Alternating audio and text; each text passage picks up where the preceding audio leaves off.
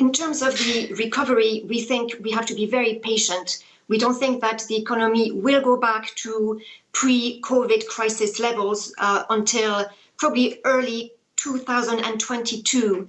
So a full 2 years after the crisis began. And that seems like a very long time. It's certainly longer than what most people expect at the moment. But keep in mind that during the great financial crisis, it took 3.5 years. So what we have today is an exogenous shock, and it makes sense that it would take a little bit less time.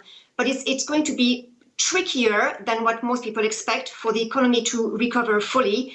Think of what was impacted in this recession. It is mostly the service sector, and there's going to be continued risk aversion as social distancing measures are going to be in place in some form until at least a vaccine is not only available but also widely distributed.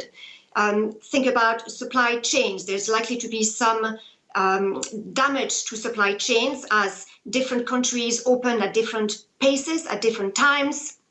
It's going to be maybe more difficult to move goods around. And finally, we have the underlying problems, geopolitical problems that we had before the crisis, which are resurfacing and might even be exacerbated. And for instance, the US-China trade war. So all of this is going to make it very difficult, or more difficult than we think people expect at the moment, to get the economy back to where it was before. In terms of yes? No, sorry, I was just going to say, I mean, the problem is melding the economic narrative at the moment with the market performance and pulling the handle on that fruit machine and coming out with an answer that's going to make you money at the moment. And the challenge, it seems to me, is even as the data has only continued to deteriorate, if you sat on the sidelines through the month of April, you would have missed out on the kind of gains we've seen in the NASDAQ and other major indices that have rebuilt half of the losses that we saw initially from the inception of this crisis here. So the idea that we underweight equities from here on in, Frederique, which is what you're proposing, sounds on the face of it very sensible given the macro. But are you leaving money on the table that you could gain by actually just grinning, bearing it, and getting involved in a hated rally? So the rally we have seen is legitimate. It's in line with other sort of bear market rallies that we have seen. And if the economy, if we're wrong and the economy does start to reopen and be strong again in the third quarter, then we will have seen the bottom a few months earlier, March 23rd. That would have been the bottom of this bear market.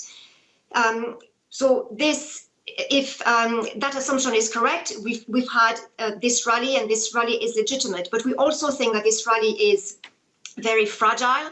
We think that expectations for earnings going into 2021 are very, very optimistic. People expect an earnings rebound of more than 20%. And what we're seeing in this first quarter earnings season is that management are withdrawing their guidance. They have very little idea of what the earnings will be for this year, let alone next year, which makes it very difficult for analysts to forecast accurately what sort of earnings companies will have.